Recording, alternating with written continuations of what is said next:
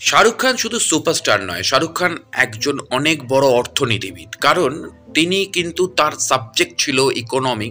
তো সেই জায়গা থেকে দাঁড়িয়ে অর্থনীতি বা মার্কেটিং বা বিজনেসটা সে খুব ভালো বোঝে। এটা আমরা বারবার তার কেরিয়ারে দেখতে পেয়েছি এবং আজও দেখতে পাচ্ছি এবং আগামী দিনেও দেখতে পাবো।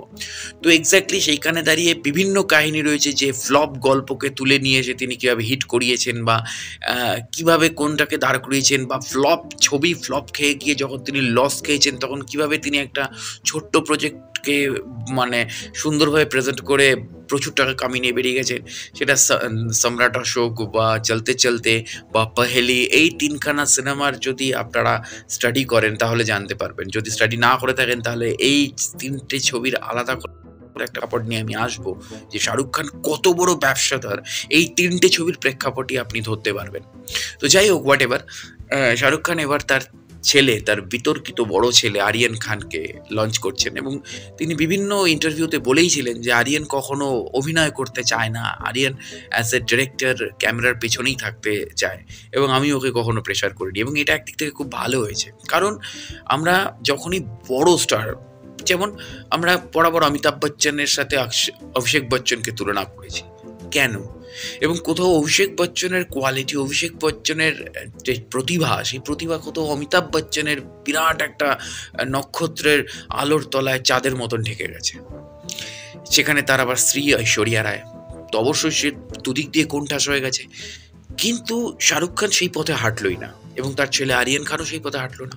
আরিয়ান পরিচালনায় চলে এলো এবং যেখানে আমরা এই টিজারে দেখতে পাচ্ছি বারবার এত সুন্দর করে প্রেজেন্টেশন করছে বাবা ছেলের কেমিস্ট্রি, যেখানে ক্যামেরার পেছন থেকে ডিরেক্টর বারবার শাহরুখ খানের মতন সুপারস্টারকে এনজি করছে এবং তার সাথে সাথে রিটেক চাইছে। তো এক্স্যাক্টলি এই করতে করতে যখন শাহরুখ খান গিয়ে বলছে তেরা বাপ কা রাজ হ্যায় কিয়া, তখন ক্যামেরার পেছন থেকে ডিরেক্টর বলছে হ্যাঁ মেরা বাপ কা হি রাজ হ্যায়।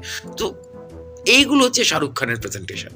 এবং তারপরে একদম টিজারের লাস্টে গিয়ে যখন ডিরেক্টরকে তাড়া করছে, মানে আরিয়ান খানকে তাড়া করছে শাহরুখ খান, তখন আরিয়ান খান কিন্তু আবার সেই ডায়লগটা রিপিট করে গেল যে বেটে কো হাত লাগানে সে পেহলে পেহলে বলে বেরিয়ে চলে গেল। তো এক্স্যাক্টলি মানে একই সাথে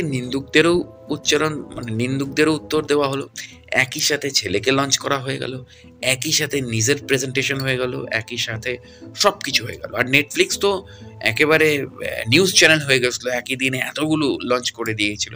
কিন্তু লাস্টে তারা সেই শাহরুখ খানকে আনলো, মানে সেই যশ চোপড়ার প্রোডাকশন হাউস, যেরকম যশ চোপড়া সারা বছর যা লস করতো ছবি, বছরের শেষে একটা শাহরুখ খানের সিনেমা লঞ্চ করে সমস্ত টাকা তুলে নিত। এটা ছিল যশরাজ ফিল্মসের বরাবরের স্ট্র্যাটেজি। তো সেই স্ট্র্যাটেজিতেই এখন অনেকে কাজ করছে।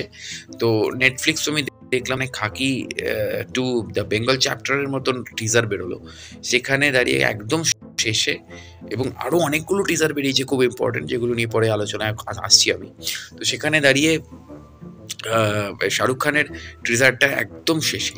তো অবশ্যই জানি না কি হতে চলেছে শোটা, কিন্তু শাহরুখ খানের অ্যাপিয়ারেন্স বা শাহরুখ খানের প্রেজেন্টেশন এবং অবশ্যই আরিয়ান খান, যাকে আমরা সেই কভি খুশি কভি গমের সেই ছোট্ট বাচ্চা ছেলেটা হিসেবে সিঁড়ি থেকে নেমে আসা থেকে দেখে আসছি, তো সেই আরিয়ান খান গত 2-3 বছর আগে এরকম একটা বিতর্কের মধ্যে জড়িয়ে পড়েছিল, সে এবার কি করতে চলেছে দেখা যাক।